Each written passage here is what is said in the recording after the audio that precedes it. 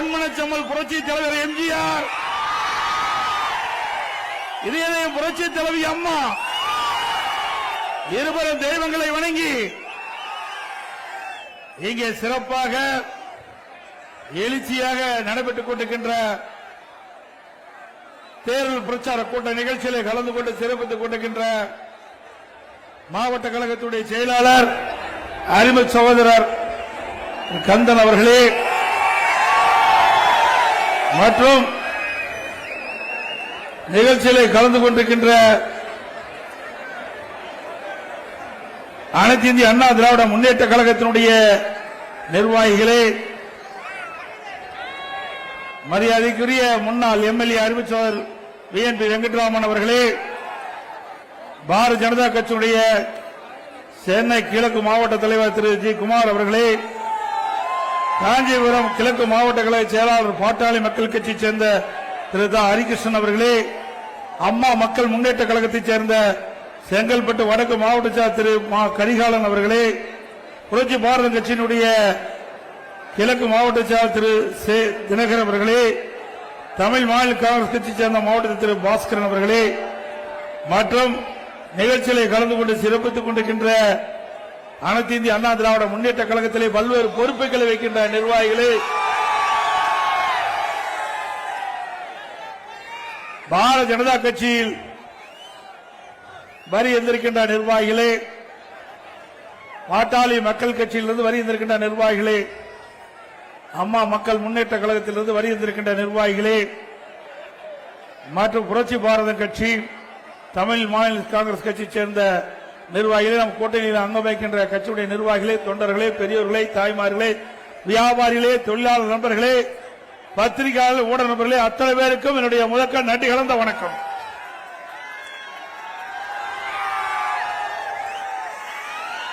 ஆலந்தூர் சட்டமன்ற தொகுதி அதிமுக கோட்டை. நான் வருகை தங்கிட்ட பொழுது என்னுடைய வாகனம் தண்ணியில நீந்திக்கிட்டு வர மாதிரி மக்கள் வெள்ளத்திலே நீந்தி கொண்டு மக்களை வந்து சந்திருக்கிறது. கிராமத்தில் ஒரு பழமொழி சொல்லுவாங்க, விளையும் பெயர் முளையிலே தெரியும் என்று சொல்லி, வருகின்ற சட்டமன்ற பொதுத் தேர்தலிலே அனைத்து இந்திய அண்ணா திராவிட முன்னேற்ற கழகத்திலே தலைமையில் அமைக்கப்பட்ட தேசிய ஜனநாயக கூட்டணி வெற்றி பெறுவதற்கு இங்க இருக்கின்ற மக்களுடைய எழுச்சியே சாட்சி. நேற்றைக்கு முன்தினம் மயிலாப்பூர்ல முத தேர்தல் பிரச்சாரத்தை தொடங்கினேன். அந்த தேர்தல் பிரச்சார கூட்டத்தில் பேசியதிலே ஸ்டாலினுக்கு பயம் வந்துட்டது, தேர்தல் தோல்வி பயம் வந்துவிட்டது. 3 அமைச்சர்கள், நான் சொன்ன கருத்துக்கு 3 அமைச்சர்கள் ஏதோதோ பத்திரிகையில செய்தி வெளியிட்டிருக்கிறாங்க. அப்படின்னா அவர்களுக்கு தேர்தல் பயம் வந்துவிட்டது. இன்றைக்கு நாங்கள் சொன்ன கருத்துக்கு பதில் சொல்ல முடியல. மக்கள் ஆதரவு தேசிய ஜனநாயக கூட்டணி கட்சிக்கு பெருகி வருகின்ற காரணத்தினாலே ஸ்டாலின் அதிர்ந்து போயிருக்கிறார். திரு ஸ்டாலின் அவர்களே, நிச்சயமாக அனைத்து இந்திய அண்ணா திராவிட முன்னேற்ற கழக தலைமையிலே அமைக்கப்பட்ட தேசிய ஜனநாயக கூட்டணி அதிக இடங்களிலே வெல்லும், வெற்றி பெறும், அதிமுக ஆட்சி அமைக்கும். திரு ஸ்டாலின் அவர்களே, 25 நாட்கள் தொடர்ந்து நீங்க தேர்தல் கூட்டணி பற்றி பேசிட்டு இருக்கிறீங்க. எவ்வளவு 25 நாட்கள்? அந்த 25 நாட்கள் பேசி கூட இன்னும் முடிவு எட்டப்படவில்லை. நாளே நாள்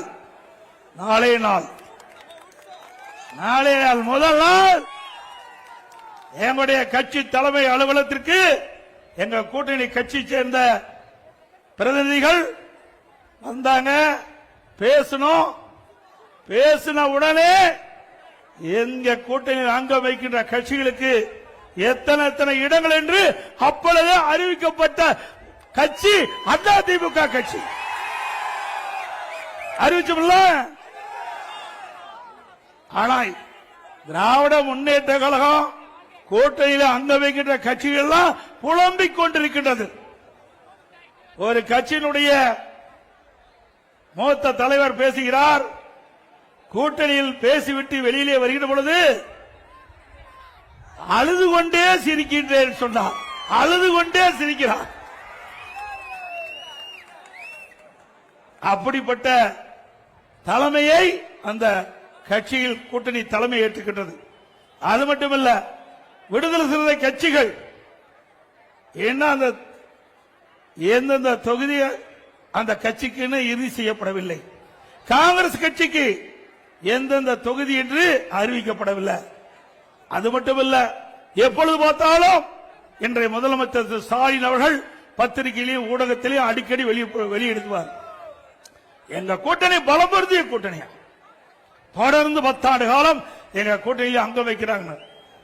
ஸ்டாலின் அவர்களே, 10 ஆண்டு காலம் உங்களோடு கூட்டணியில் இருந்த காரணத்தினால்தான் அவர்களுக்கு கடந்த தேர்தலை விட ஒரு தொகுதி குறைத்து கொடுத்திருக்கின்றீர்கள். 10 ஆண்டு காலம் உங்க கூட்டணியில் அங்க வைக்கின்ற கட்சிகள் உங்களுக்கு விசுவாசமாக நடந்தது. தமிழ்நாட்டில் நடக்கின்ற கொலை, கொள்ளை, திருட்டு, வழிப்பறிவு, பாலியல் வன்கொடுமைகள் இதையெல்லாம் இந்த திராவிட முன்னேற்ற கழக தலைமையில் அமைக்கப்பட்ட கூட்டணிகள் பேசவே இல்லை, வாயே திறக்கல, மௌனம் காத்தார்கள். உங்களுடைய அரசுக்கு துணை நின்றார்கள். நாட்டில் நிலவுகின்ற பிரச்சனையை, மக்களுடைய பிரச்சனையை சட்டமன்றத்தில் கூட எடுத்து வைக்க முன்வரவில்லை. அப்படி உங்களோடு இருந்தவருக்கு ஒவ்வொரு இடம் குறைத்து கொடுத்தீர்கள். அண்மையில் ஒரு கட்சி திராவிட முன்னேற்ற கழகத்தோடு போய் சேர்ந்தது, அதுக்கு அதிக இடம் கொடுத்திருக்கிறீங்க. இதுதான் திமுக. அண்ணா திமுக அப்படி அல்ல. தேர்தல் நேரத்தில் கூட்டணி வைப்போம், தேர்தல் முடிந்து விட்டால் அந்த கட்சி அந்த கொள்கையின் அடிப்படையில் மக்களுடைய பிரச்சனையை முன்வைப்பார்கள். அது எங்க கூட்டணியுடைய தர்மம். ஒவ்வொரு கட்சியும் மக்களுக்கு பாடுபட வேண்டும் என்பதற்காக தொடங்கப்பட்ட இயக்கங்கள். ஒவ்வொரு கட்சியும் மக்களுக்கு ஏற்படுகின்ற பிரச்சனையை ஆளுகின்ற கட்சிக்கு எடுத்து வைப்பதுதான் அந்த கட்சியுடைய நோக்கமாக இருக்கும். ஆனால் திராவிட முன்னேற்ற கழக தலைமையில் அமைக்கப்படுகின்ற கூட்டணிக்கு அதையெல்லாம் கவலைப்படல, மக்களுடைய பிரச்சனையை எடுத்தே வைக்கல. அதனால திராவிட முன்னேற்ற கழக தலைமையில் அமைக்கப்பட்ட கூட்டணிக்கு மக்களுடைய செல்வாக்கு இருந்துட்டாங்க. அவர்களுடைய ஏற்கனவே பெற்ற இடங்களை விட குறைவான இடங்கள் தான் கிடைத்திருக்கிறது என்பதை அவர்கள் இப்பொழுதாவது புரிந்து கொள்ள வேண்டும். அது மட்டுமல்ல, ஸ்டாலின் பேசுறார், எடப்பாடி பழனிசாமி 10 தோல்வி கண்டுவிட்டார் என்று. திரு ஸ்டாலின் அவர்களே, 2011 2021 வரை தில்லு திராணி தெம்பு இருந்தா நான் கேட்கிற கேள்விக்கு பதில் சொல்ல வேண்டும். இதே புரட்சி தலைவி அம்மா அவர்கள் இருக்கின்ற வரையும் சரி, அம்மா மறைவுக்கு பிறகும் சரி, அனைத்து இந்திய அண்ணா திராவிட முன்னேற்ற கழகத்தை திராவிட முன்னேற்ற கழகம் வீழ்த்திய வரலாறே கிடையாது. 2011 திரு கருணாநிதி திரு ஸ்டாலினுடைய அப்பா இருக்கும் போல எதிர்கட்சி அந்தஸ்து கிடைக்கல. ஆனா எங்களுடைய இதயம் புரட்சி தலைவி அம்மா மறைவுக்கு பிறகு எவ்வளவு சோதனை, கொஞ்சம் நஞ்ச சோதனையா நாங்க சந்திச்சோம். அவ்வளவு சோதனையும் சந்திச்சு 2021 பிரதான எதிர்க்கட்சி என்ற வரிசையிலே அமர்ந்த அண்ணா திமுக, அனைத்து இந்திய அண்ணா திராவிட முன்னேற்ற கழக தலைமையிலே அமைக்கப்பட்ட கூட்டணி 75 இடங்களிலே பெற்றோம். இது எங்களுடைய சாதனை. எங்களுடைய தலைவர்கள் இல்ல, தொண்டருடைய ஆதரவோடு, மக்களுடைய ஆதரவோடு மிக சிறப்பா தேர்தல் பணியாற்றி மக்களை சந்தித்து 75 இடங்கள் எங்க கூட்டணிக்கு பெற்று தந்தோம். இதுதான் வெற்றி. திரு ஸ்டாலின் அவர்களே, வாய்ச்சவடால் பேசி பிரயோஜனம் இல்ல. 5 ஆண்டு காலம் உங்களுடைய ஆட்சி, நாட்டு மக்களுக்கு என்ன பலன் கிடைச்சது, என்ன நன்மை கிடைச்சது? கிடைச்சதா? விலைவாசி விண்ணை முட்டுகின்ற அளவுக்கு உயர்ந்து விட்டது. குறைப்பதற்கு ஏதாவது நடவடிக்கை எடுத்தீங்களா? இன்றைக்கு அதிமுக ஆட்சியில் அரிசி, பச்சரிசி, சாப்பாட்டு அரிசி 1 கிலோ 40 ரூபாய்க்கு வித்தது. இன்றைக்கு 1 கிலோ பச்சரிசி 75 ரூபாய்க்கு விற்குது. பொன்னி புழுங்கல் அரிசி 1 கிலோ அதிமுக ஆட்சியில் 45 ரூபாய், இன்றைய தினம் 75 ரூபாய்க்கு விற்குது 1 கிலோ அரிசி. ஏன்னா இதை முக்கியமா சொல்லியே ஆக வேண்டும். நீங்க நகரப்புற மக்கள் அன்றாடம் இன்றைக்கு உணவுப் பொருட்களை வாங்கிதான் சமைத்தாக வேண்டும். அப்படிப்பட்ட மக்கள் எந்த அளவுக்கு பாதிக்கப்பட்டு என்பதை இந்த நேரத்திலே நாங்கள் தெரிவிப்பது எங்களுடைய கடமை.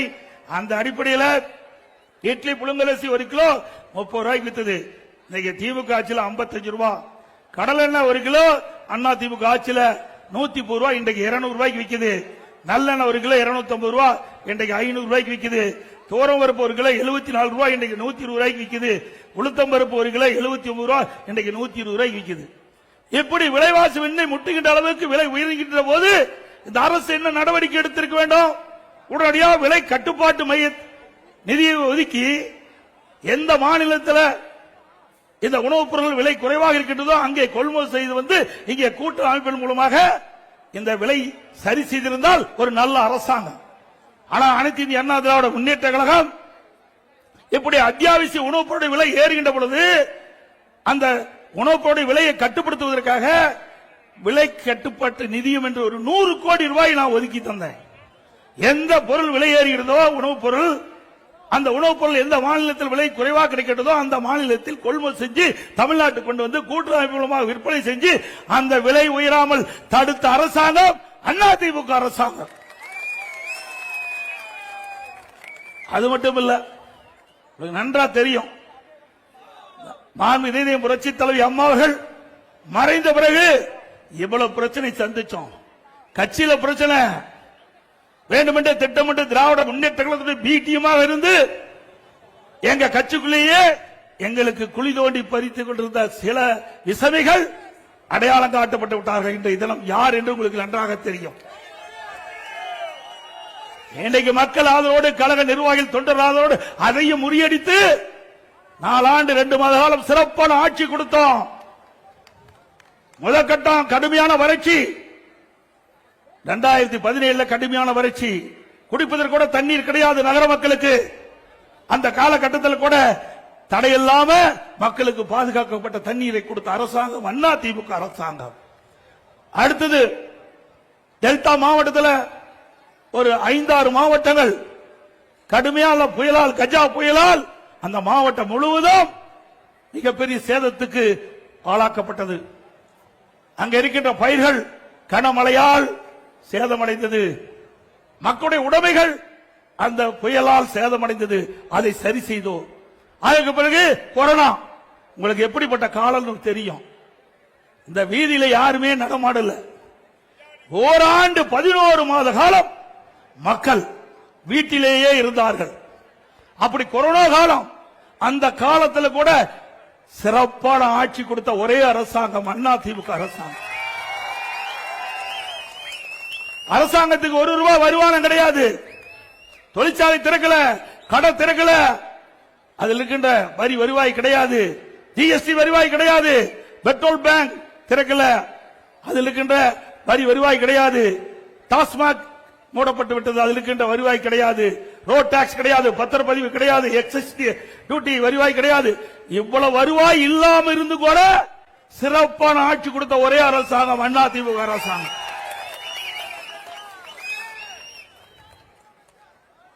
இன்றைய தினம் சிந்தித்து பார்க்க.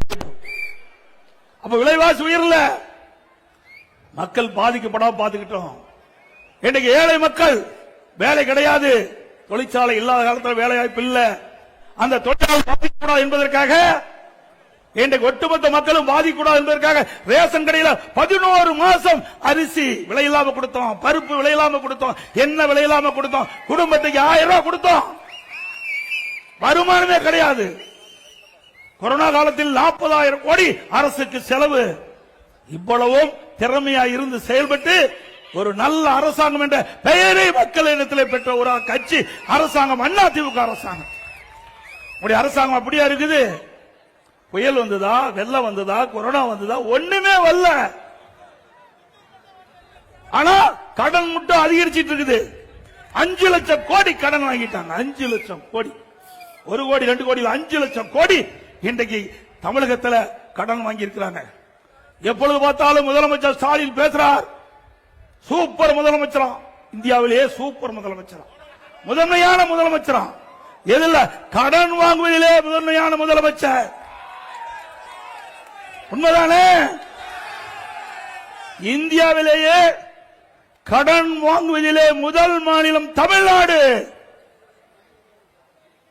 ஒரு பக்கம் கடன் வாங்குறீங்க, பெரிய திட்டம் ஏதாவது சென்னை மாநகர மக்களுக்கு வந்ததா அல்லது நாட்டு மக்களுக்கு ஏதாவது வந்திருக்குதா? அதுவும் இல்ல.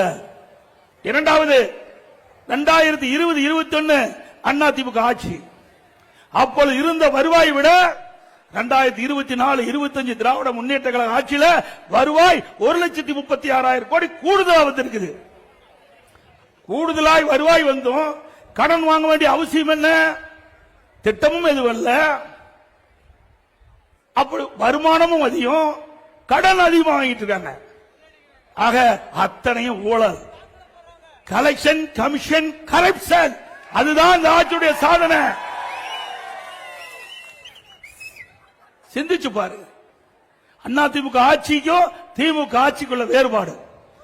அதிமுக ஆட்சிக்கின்ற பொழுது மத்திய அரசோடு இணைந்து இணக்கமான உறவு வைத்த காரணத்தினால இன்றைக்கு இந்தியாவிலேயே ஒரு திட்டத்திற்கு 63,000 கோடி பெற்ற ஒரே அரசாங்கம் அதிமுக அரசாங்கம். மெட்ரோ ரயில் திட்டம் கட்டம் 2 118 கிலோமீட்டர் ரயில்வே பாதைகள் அமைக்க 63,000 கோடி மத்திய அரசிடமிருந்து நாம் பெற்றோம். மத்திய அரசிடமிருந்து நாங்க பெற்றோம். இணக்கமா உறவு இருந்தது. மத்திய அரசு அள்ளி கொடுத்தது. இன்றைக்கு சென்னை மாநகர மக்களுடைய போக்குவரத்து நெரிசல் முற்றிலும் குறைக்க வேண்டும் என்ற அடிப்படையில் மத்திய அரசுடைய அணுகினோம். பிரதமரை சந்தித்தோம், கோரிக்கை வைத்தோம். பிரதமர் அவர்கள் 63,000 கோடி மெட்ரோ ரயில் திட்டத்திற்கு நிதி ஒதுக்கப்படும் செய்து அறிவிப்பை கொடுத்து மாண்புமிகு உள்துறை அமைச்சர் மரியாதைக்கு அம்சா அவர்கள் நேரடியாக சென்னைக்கு வந்து அடிக்கல் நாட்டப்பட்டது. இது அதிமுக வரலாறு, அதிமுக சாதனை. இப்படி ஏதாவது ஒரு சாதனை திமுக ஆட்சியில் பார்க்க முடியுதா? எத்தனை பாலங்கள் கட்டி கொடுத்திருக்கிறோம், அற்புதமான சாலைகளை வடிவமைத்து கொடுத்திருக்கிறோம். தாம்பரத்திலிருந்து செங்கல்பட்டு வரை உயர்மட்ட பாலம் மத்திய அரசு அனுமதி வாங்கணும், கிடப்புல போட்டாங்க. இதுவரை நடக்கல. மீண்டும் அதிமுக ஆட்சி வந்தா அந்த திட்டத்தை தொடர்ந்து நிறைவேற்றி போக்குவரத்து நெரிசல் இல்லாம பார்த்துக்குவோம். அது மட்டுமல்ல, இன்றைக்கு சென்னை மாநகரை சுத்தி ring road, peripheral road AIADMK ஆட்சியில் கொண்டாந்தோம். சுமார் 14,000 கோடி அந்த திட்டத்துக்கு ஒதுக்கப்பட்டு அந்த திட்டத்தை துவக்கியது நாங்க. இப்ப இன்னும் அந்த பணி நிறைவு பெறல. எல்லாமே அதிமுக ஆட்சியில் கொண்டு வரப்பட்ட திட்டங்கள். ஆனா திமுக ஆட்சியில் எந்த ஒரு புதிய திட்டத்தையும் இதுவரை கொண்டு வரப்படவில்லை என்பதை எண்ணி பார்க்க வேண்டும்.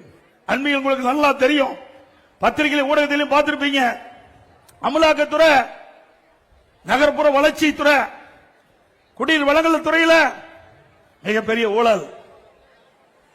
அந்த ஊழலை இன்னைக்கு அமலாக்கத்துறை கண்டுபிடித்து ஆதாரத்தோடு தமிழ்நாட்டில் இருக்கின்ற சட்ட ஒழுங்கு டிஜிபிக்கு அறிக்கையை அனுப்பிச்சு 3 முறை அறிக்கை அனுப்புனாங்க. இதுவரைக்கும் எஃப்ஐஆர் பதிவு பண்ணல. நீதிமன்றம் வரைக்கும் போனாங்க. நீதிமன்ற உத்தரவு பிறப்பிக்கப்பட்டு விட்டது. இன்றைக்கு அமலாக்கத்துறை கொடுத்ததை பரிசீலனை செய்து ஆதாரம் இருக்கின்றது. அந்த ஆதாரத்தின் அடிப்படையில் வழக்கு பதிவு செய்ய வேண்டும் என்ற தீர்ப்பை கொடுத்து கூட இன்னும் வாய்தா வாங்கி கொண்டிருக்கின்றார்கள் இன்றைக்கு நீதிமன்றத்திலே.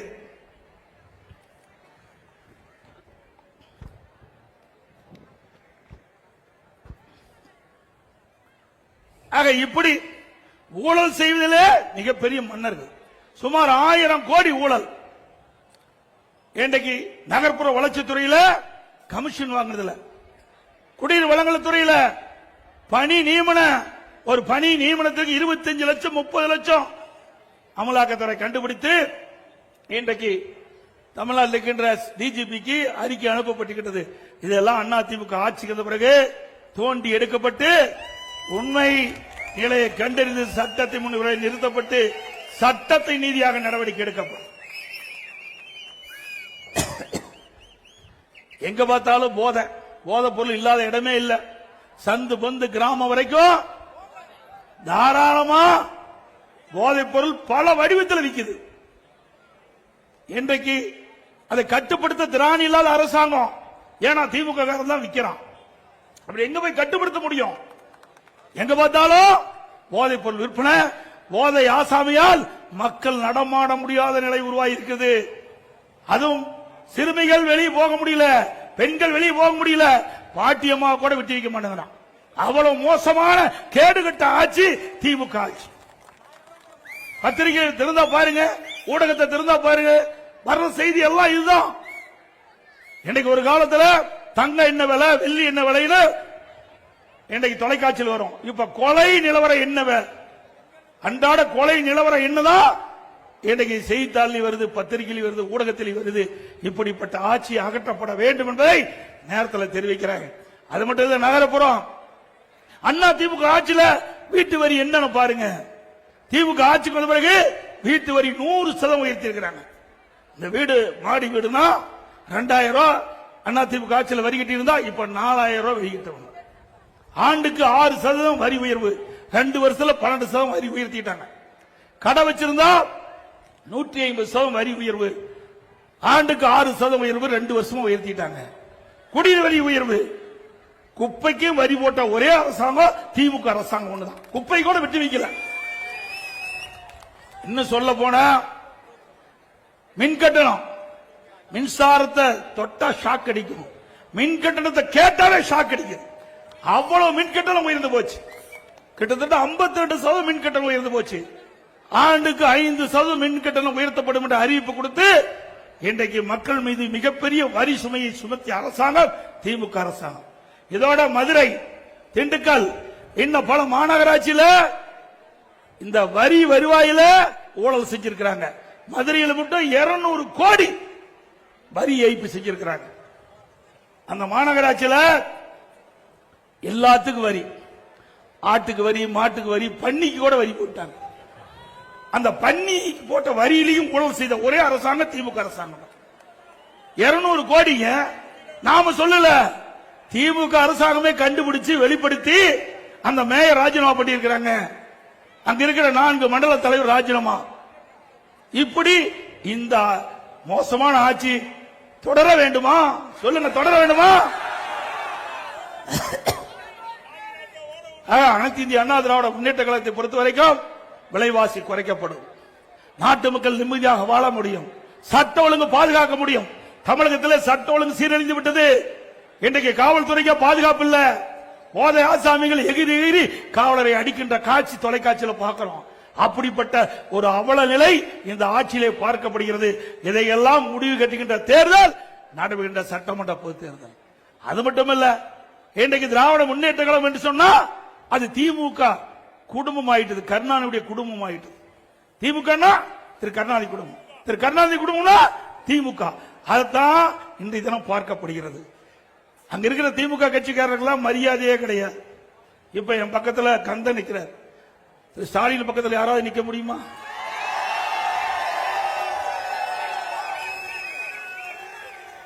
நான் அங்கே இருந்து இங்கே வந்தவன், கீழே இருந்து இங்கே வந்தவன், சாதாரண தொண்டன், கிளைக்கழக செயலாளர், ஒன்றிய செயலாளர், மாவட்ட செயலாளர், மாநில செயலாளர், எம்எல்ஏ, எம்பி, மந்திரி, அப்புறம் தான் முதல் மந்திரி, பிறகுதான் பொதுச் செயலாளர். இப்படி கீழே இருந்து மக்களோடு மக்களாக இருந்து ஏழை மக்களோடு படுகின்ற துன்பம், துயரம், வேதனை, மக்கள் படுகின்ற அவதிகள் முழுமையாக அனுபவ ரீதியாக அனுபவித்தவர். ஆகவே ஒரு ஆட்சி எப்படி செய்ய வேண்டும், எப்படி மக்கள் துன்பப்படுகிறார்கள், எப்படி வேதனைப்படுகிறார்கள், அதனால் அதை எப்படி நிவர்த்தி செய்வது அனுபவமாக நான் அறிந்த காரணத்தினால்தான் கொரோனா காலத்தில் கூட, கடுமையான நேரத்தில் கூட ஒரு சிறப்பான ஆட்சி எங்களால் தர முடிஞ்சது. அப்படிப்பட்ட காலத்திலேயே சிறப்பான ஆட்சி கொடுத்துட்டோம். நீ இப்போது நீங்கள் எங்களுக்கு ஒரு நல்ல வாய்ப்பை தருவீர்கள் என்று எதிர்பார்க்கின்றோம்.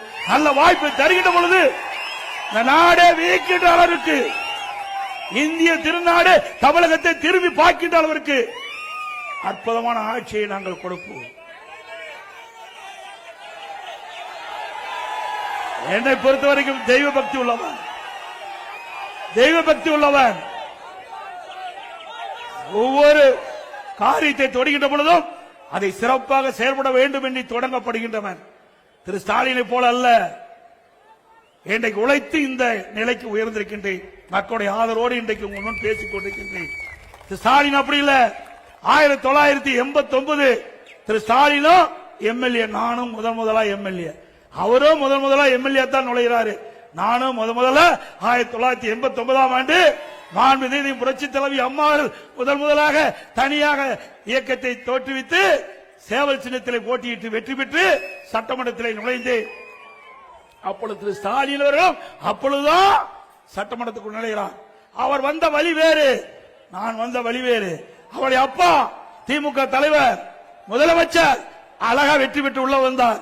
இப்படிப்பட்ட சாதாரண நின்னுகிட்டு இருக்கிறவங்க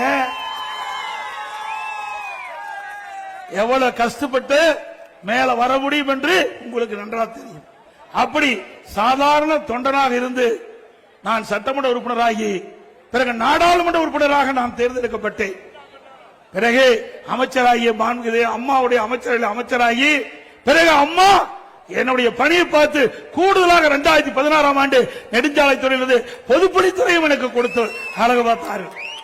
இப்படி படிப்படியாக உயர்ந்தவன் உங்களால் என்பதை இந்த நேரத்தில் தெரிவித்து கடுமையாக உழைக்கக்கூடியவன். கொரோனா காலத்தையே சந்தித்து விட்டேன். அப்படிப்பட்ட ஒரு இக்கட்டான நிலை இப்பொழுது திமுக ஆட்சியில் இல்ல. ஆனாலும் அவர்களால் ஒரு சிறப்பான ஆட்சி கொடுக்க முடியல. நாட்டு மக்களிடத்தில் இருக்கின்ற பிரச்சனையை அவர்களால் தீர்க்க முடியவில்லை. ஒரு குடும்பமுடைய ஆட்சி தான் இன்றைக்கு தமிழகத்தில் இருந்து கொடுக்கின்றது. வாரிசு அரசியல் தான் இன்றைக்கு தமிழகத்தில் தலை தூக்கி ஓங்கி இருக்கின்றது என்பதை நீங்கள் எண்ணி பார்க்க வேண்டும்.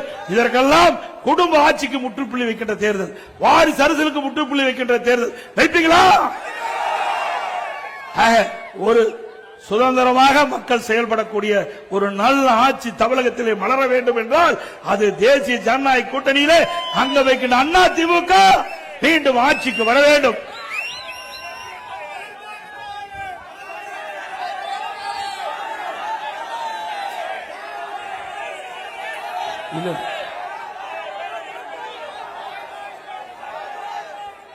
அண்ணா திமுக சார்பா பல திட்டங்களை நாங்கள் அறிவிச்சோம்.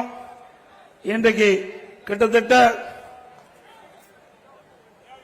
இன்றைக்கு திராவிட முன்னேற்ற கழகத்தின் சார்பா இன்றைக்கு பல வரிகளை சுமத்தி மக்கள் படுகின்ற துன்பத்திலிருந்து மக்களை காக்க வேண்டும் என்பதற்காக ஒவ்வொரு குடும்பத்திற்கும் 10,000 ரூபாய் அண்ணா திமுக ஆட்சி பலத்தோடு வழங்கப்படும். தற்போது கிட்டத்தட்ட குடும்ப அட்டைக்கு மகளிர் உரிமை தொகை 1000 ரூபாய் வழங்கிட்டு இருக்கிறாங்க. அண்ணா திமுக ஆட்சி மலர்ந்தவுடனே குடும்ப அட்டையில் இடம்பெறுகின்ற குடும்ப தலைவிக்கு மாதந்தோறும் 2000 ரூபாய் அண்ணா திமுக வழங்கப்படும். இன்றைக்கு மகளிருக்கு நகர பேருந்துள்ள கட்டணம் இல்லாம பயணம் செய்யறாங்க. அதே போல ஆண்களும் இனிமேல் நகர பேருந்துள்ள கட்டணம் இல்லாமல் பயணம் செய்யலாம். குடும்ப அட்டைதாரருக்கு இப்பொழுது வழங்கப்படுகின்ற பருப்பு எண்ணெய் அண்ணா திமுக ஆட்சி மலர்ந்தவுடன் இனி விலையில்லாம பருப்பும் எண்ணெயும் குடும்பத்துக்கு வழங்கப்படும். வீடு இல்லாமல் இருக்கின்ற ஏழைகளுக்கு அரசாங்கமே இடம் வாங்கி அற்புதமான வீடுகள் கட்டி கொடுக்கப்படும்.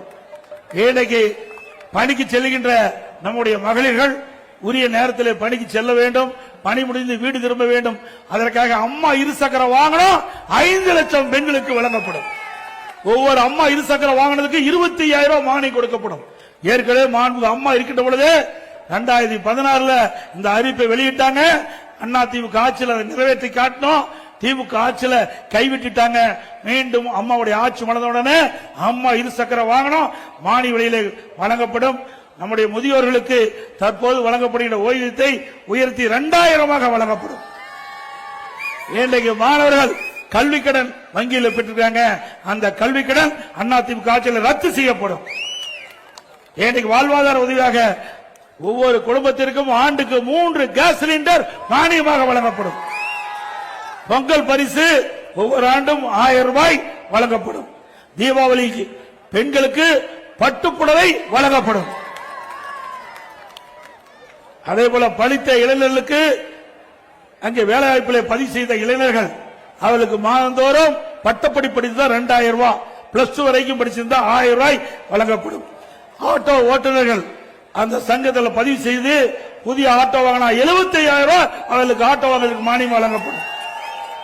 நகர்பகுதியில் இருக்கின்ற நடைபாதை ஓரமாக சிறு கடை வைத்திருக்கின்றவர்கள் கூட்டுறவு சங்கத்திலே வாங்கிய கடன் தள்ளுபடி செய்யப்படும். அவர்களுக்கு மீண்டும் கடன் பெறுவதற்கு எந்தவித ஜாமீனும் இல்லாமல் 2 லட்சம் ரூபாய் வரை கடன் வழங்கப்படும். அதோட மாற்றுத்திறனாளிகள் கூட்டுறவு அமைப்பிலே வாங்கிய கடன் முழுவதும் தள்ளுபடி செய்யப்படும் என்பதை நேரத்தில் தெரிவிக்கிறேன். அதோட எல்லா குடும்பத்திற்கும் ஃபிரிட்ஜ் வழங்கப்படும். அதோட நிறைய அறிவிப்புகளை நாங்கள் வெளியிட்டிருக்கிறோம். அனைத்து அறிவிப்புகளும் மக்கள் துணையோடு நிச்சயமா எங்களுடைய அரசு செயல்படுத்தப்படும் என்ற மகிழ்ச்சியான செய்தி இந்த நேரத்தில் தெரிவித்து வருகின்ற சட்டமன்ற பொதுத் தேர்தலிலே அனைத்து இந்திய அண்ணா திராவிட முன்னேற்ற கழக வேட்பாளர் நிறுத்தப்பட்டால் அவருக்கு இரட்டை சின்னத்திலே வாக்களித்து வெற்றி பெற செய்வார். தேசிய ஜனநாயக கூட்டணியில் அங்க வைக்கின்ற கட்சியில் நிறுத்தப்பட்டால் அந்த கட்சியின் சார்பாக போட்டியிடுகின்ற வேட்பாளருக்கு அந்த கட்சியுடைய சின்னத்திலே வாக்களித்து வெற்றி பெற செய்ய வேண்டுமா இருக்கிற உங்களை வேண்டி கேட்டு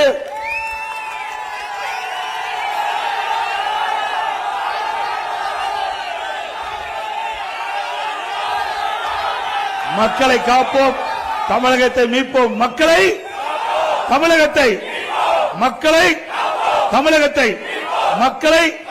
தமிழகத்தை ஸ்டாலின் மாடல் அரசு, ஃபெயிலியர் மாடல் அரசு. Bye bye Stalin. நன்றி, வணக்கம். சிறப்பான அற்புதமான இந்த தேர்தல் பிரச்சார கூட்ட நிகழ்ச்சி ஏற்பாடு செய்த மாவட்ட கழக செயலாளர் அறிவித்தார் கந்தன் அவர்களுக்கும் அவரோடு இணைந்து பணியாற்றிய பகுதி கழக செயலாளர்கள், வட்ட கழக செயலாளர்கள், கழகத்திலே பல்வேறு குறுக்கிட்ட நிர்வாகிகள், கூட்டணி கட்சி சேர்ந்த தலைவர்கள், நிர்வாகிகள், தொண்டர்கள், வரியிலிருந்து சிறப்பித்த பெரியவர்கள், தாய்மார்கள், கழக உடன்பிறப்புகள், கூட்டணி கட்சி சேர்ந்த நிர்வாகிகள், தொண்டர்கள் அத்தனை பேருக்கும் நன்றி, நன்றி, நன்றி, வணக்கம்.